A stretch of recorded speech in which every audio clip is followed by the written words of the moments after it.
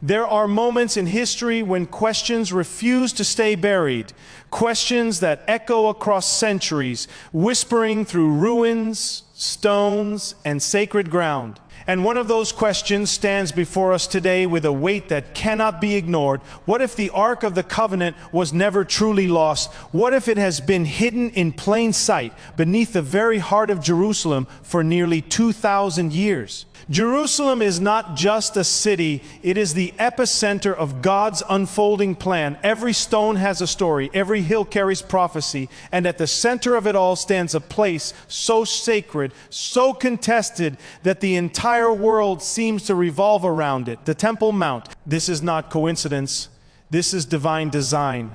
The Ark of the Covenant was not an ordinary artifact, it was the very symbol of God's presence among His people.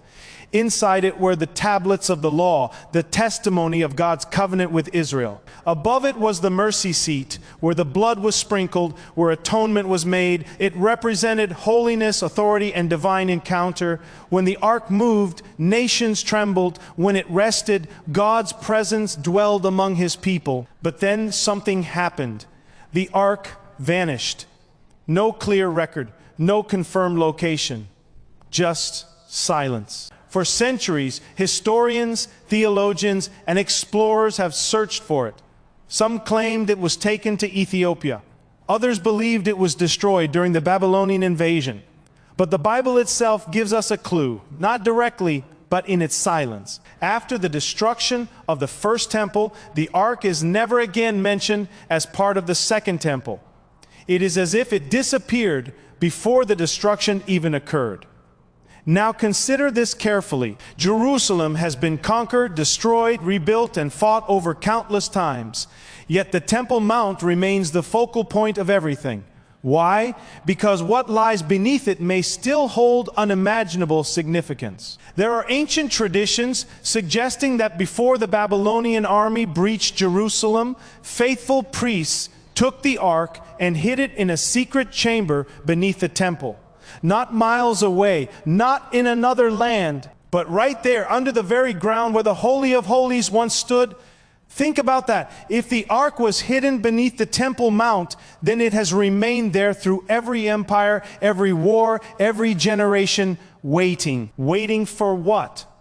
Waiting for the moment when God's prophetic timeline begins to unfold once again in full force. Today, the Temple Mount is one of the most politically sensitive places on earth. Access is restricted, excavations are limited, every movement is watched.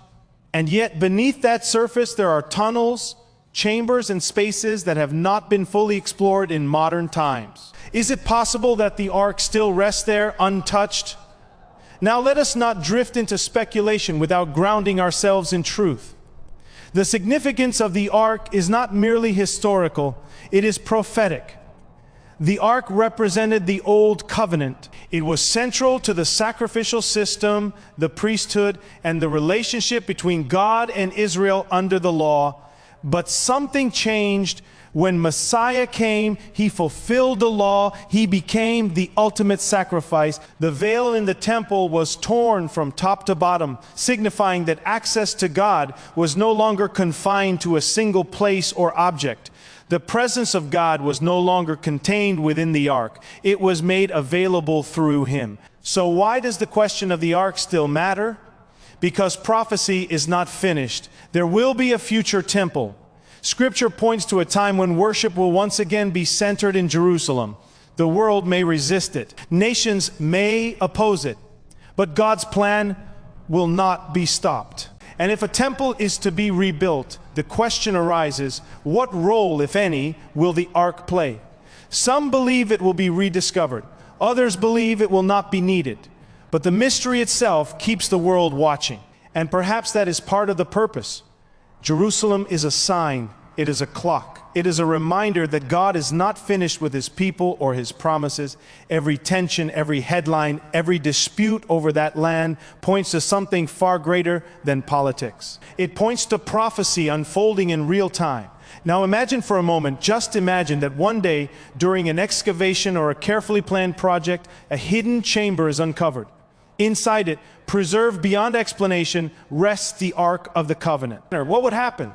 The world would stop. Religious systems would be shaken, governments would react, media would erupt, but more importantly, it would force humanity to confront a reality it has long tried to ignore, that the God of Israel is real and his word stands true. But here is the deeper truth we must not miss.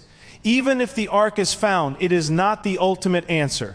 The ark was always a shadow, a symbol, a temporary dwelling place for the presence of God. It pointed forward to something greater, someone greater. And that someone has already come. The danger is that people become so focused on the artifact that they miss the fulfillment, so captivated by the mystery that they overlook the message. The ark was never meant to be worshipped. It was meant to direct hearts toward God. So, whether it lies beneath the Temple Mount or has been lost to history, its purpose has already been fulfilled in the grand story of redemption. Yet the question remains powerful because it keeps our attention fixed on Jerusalem. And Jerusalem keeps our attention fixed on God's prophetic timeline. We are living in a generation unlike any before it. Israel is a nation again. Jerusalem is once again at the center of global focus. The alignment of events is not random, it is precise, it is intentional. And as we watch, as we listen, as we discern the times, we must remember this: the greatest discovery is not hidden in a chamber beneath stone. It is revealed in the truth that has already been given. Still, the possibility lingers. Beneath the dome, beneath layers of history, beneath centuries of conflict, could the ark still remain? It is a question that stirs the imagination. It fuels exploration. It draws attention. But more importantly, it reminds us that there are things beyond what we can see. Things preserved by God, revealed in his timing, and used for his purposes. History is not random. It is guided. And Jerusalem stands as the evidence. So we watch. Not with fear, but with expectation. Not with confusion, but with clarity.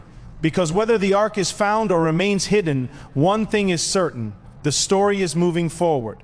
And the world will not be able to ignore it. Because under the dome of Jerusalem lies not just a mystery of the past, but a signal for the future. A future that is closer than many realize. A future that will reveal truth, shake nations, and fulfill every word that has been spoken. And when that moment comes, the question will no longer be where the ark is, but whether we were ready for what it was pointing to all along. And as we continue to examine this mystery, we must confront another layer that many overlook. The Temple Mount today is not just a religious site. It is one of the most restricted and sensitive locations on earth. No excavation can be freely carried out. No deep exploration can proceed without immediate global tension. Why is that? Why does this single piece of land provoke such intense reaction from nations, religions, and political powers alike? Because deep down, whether acknowledged or not, there is an understanding that something significant lies beneath. For decades, there have been reports, quiet, often dismissed, sometimes ridiculed, of tunnels beneath the Temple Mount, ancient passageways, sealed chambers, hidden cavities that date back thousands of years. Some archaeologists have hinted at discoveries they were never allowed to fully disclose. Others have spoken of areas that were abruptly closed off without explanation. Is it possible that what lies beneath is not just historical, but prophetic? Consider the precision of God's actions throughout history. Nothing is random. When the ark was constructed, it was built according to exact instructions. When it was placed in the tabernacle, it was positioned with divine intention. When it was moved to the temple, it was done with reverence and purpose. And if it was hidden, would that too not follow a divine plan? We are not dealing with coincidence. We are dealing with orchestration. And here is where it becomes even more compelling. There is a growing anticipation among certain groups for the rebuilding of the temple. Preparations are already being made. Priestly garments have been recreated. Temple vessels have been reconstructed. Training for priestly service has resumed. These are not rumors. These are realities unfolding in our time. But one question continues to surface. If a temple is to be rebuilt, what about the ark? Would a new one be constructed, or would the original be revealed? If the ark truly lies beneath the Temple Mount, then its discovery would not just be an archaeological event, it would be a prophetic milestone. It would signal a shift, a turning point, a moment that aligns with events described long ago. And yet, we must be careful not to fall into the trap of obsession, because the enemy of truth often uses fascination to distract from revelation. People become consumed with finding the ark, uncovering secrets, decoding mysteries, while neglecting the very message that the ark was designed to point toward. It is possible to search for the symbol and miss the substance, to chase the artifact and ignore the reality it represents. And that is where discernment becomes essential. The ark was central to the Old Covenant system. It was where the high priest would enter once a year on the Day of Atonement to sprinkle blood for the sins of the people. It was a place of fear, reverence, and separation. Only one man, once a year, behind a veil. But that system was never meant to be permanent. It was a shadow, a temporary arrangement pointing forward to something eternal. So even if the ark were to be uncovered today, it would not restore that system in its original form. It would not replace what has already been fulfilled. It would not bring humanity back under a system that has already been completed. Instead, its discovery would serve as a sign, a reminder, a declaration that what was spoken has not been forgotten. And perhaps that is why, if it is indeed hidden beneath the Temple Mount, it has remained there for so long, not because it cannot be found, but because it is not yet time. God's timing is never early, never late, always exact. There are moments in history when He reveals what has been concealed, not to satisfy curiosity, but to fulfill purpose. And if that moment comes, it will not be subtle. It will not be quiet. It will be undeniable. But until then, the silence itself speaks. The absence of the ark in recorded history after a certain point is not just a missing detail, it is a deliberate gap, a pause in the narrative. And sometimes what is not said carries as much weight as what is. Jerusalem continues to stand at the center of global attention. Conflicts rise and fall around it. Agreements are proposed and broken. Tensions increase and subside. Yet the focus never shifts away for long. It always returns. Because Jerusalem is not just another city. It is a focal point of divine purpose. And beneath its surface, the past and the future seem to converge. Now think about the symbolism of the dome itself. A structure that sits directly over the place where the temple once stood, a covering over what many believe to be the most sacred ground in biblical history. It is as if history has layered itself. One era built upon another, one reality covering another, waiting for the appointed time when everything will be revealed. This is not accidental.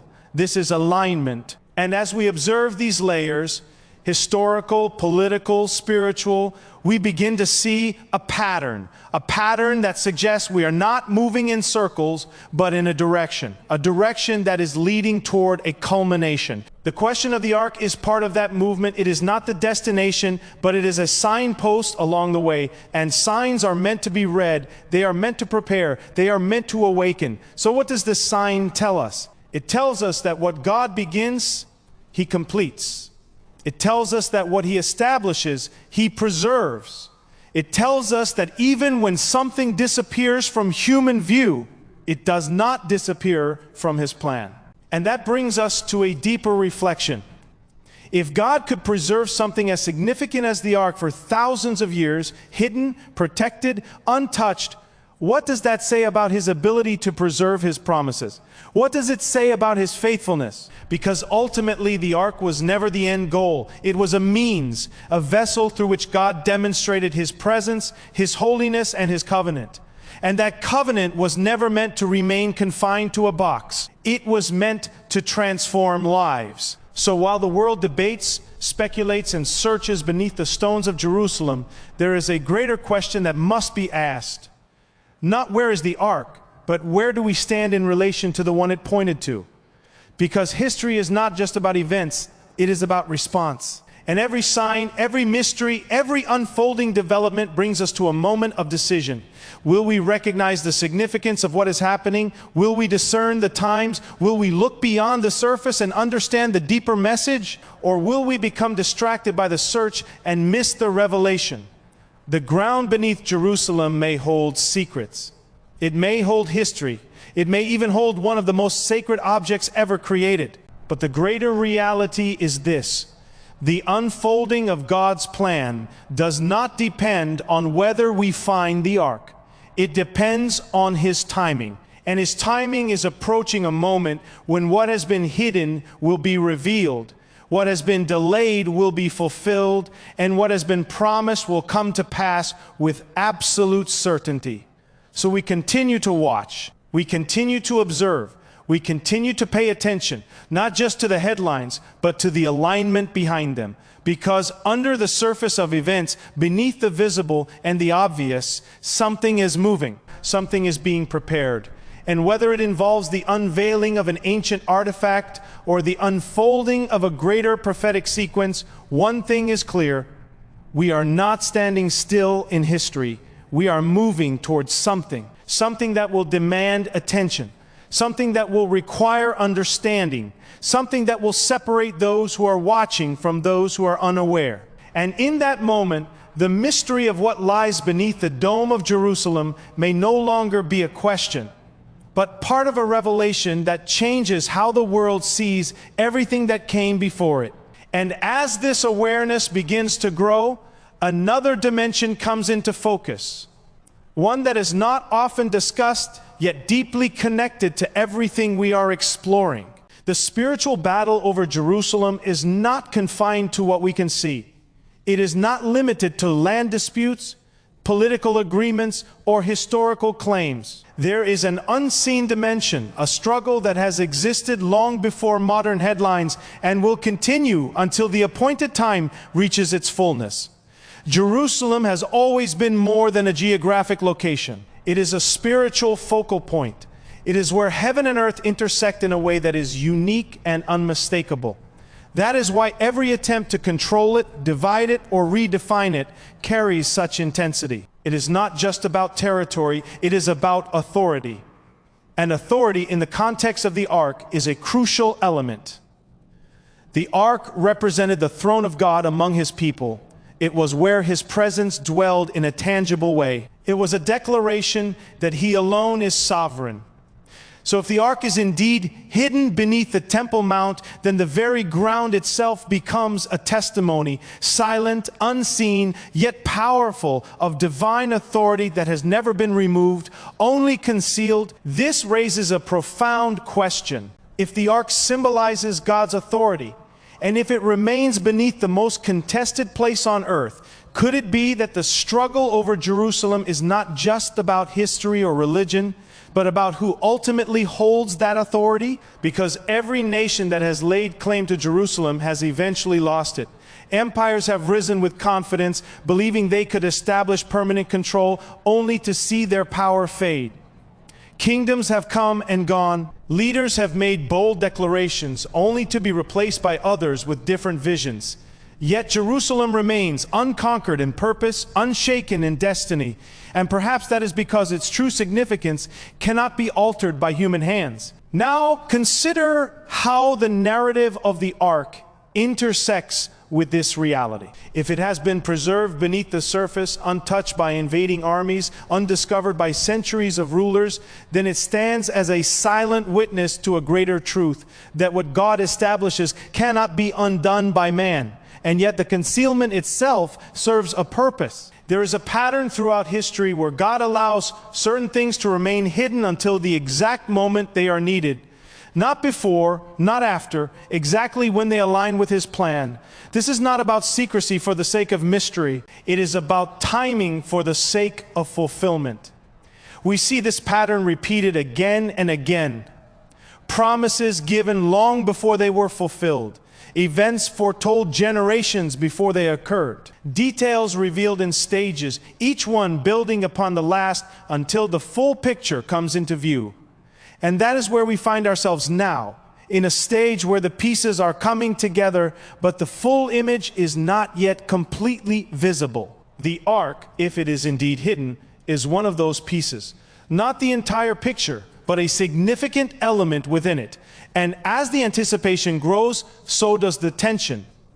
Because the moment something hidden is revealed, it forces a response. It demands attention. It challenges assumptions. And it disrupts narratives that have been built over time. Imagine a world that has largely moved towards secular thinking, where ancient texts are often dismissed as symbolic or outdated, suddenly confronted with undeniable physical evidence of something described in those very texts. The implications would be far-reaching. It would not just be a matter of historical interest, it would be a confrontation with truth. But truth is not always welcomed.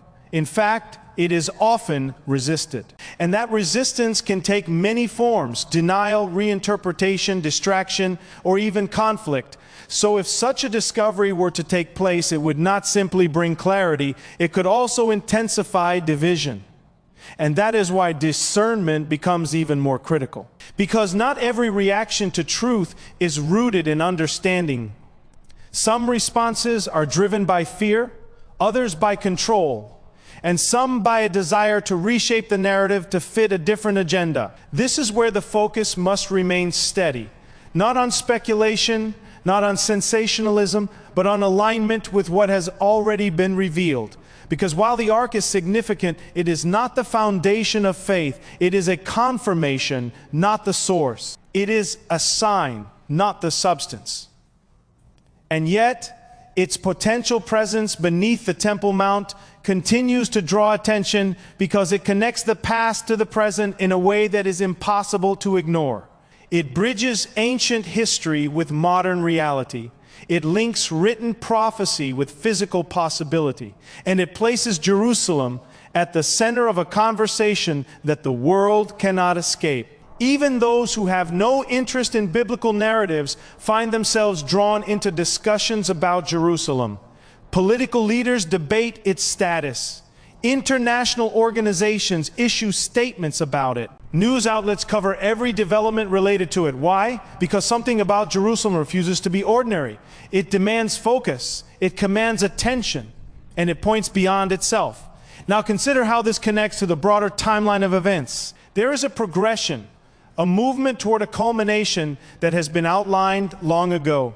Each development, each shift, each alignment adds another layer to that progression. The reestablishment of Israel as a nation, the centrality of Jerusalem in global affairs, the increasing discussions about a future temple. These are not isolated events. They are interconnected. And within that framework, the question of the ark becomes more than a historical curiosity. It becomes part of a larger narrative that is unfolding step by step. But here is something that must not be overlooked. Not everything that can be discovered should become the focus. There is a tendency to elevate certain elements to a level that overshadows their intended purpose, to take something meaningful and turn it into something ultimate. And when that happens, the original message can become distorted. The ark was never meant to replace faith. It was meant to support it. It was never meant to become the center of attention apart from what it represented.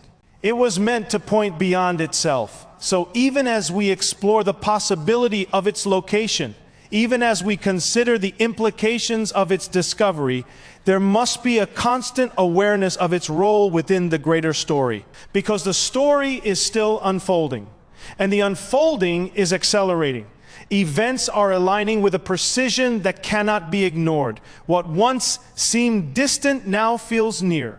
What once appeared symbolic now begins to take on tangible form. And in the midst of all this, Jerusalem remains at the center. Not by accident, not by chance, but by design, and beneath its surface, whether hidden in a chamber carved thousands of years ago or resting in a place yet to be understood, the possibility of the Ark continues to stand as a reminder that history is layered, purpose is intentional, and revelation comes in its appointed time. So the question continues to echo, not fading, not diminishing, but growing in significance as the pieces come together. Is it there? Is it waiting? Is it preserved for a moment that has not yet arrived? And if so, what will that moment require from those who witness it? Because every revelation carries responsibility.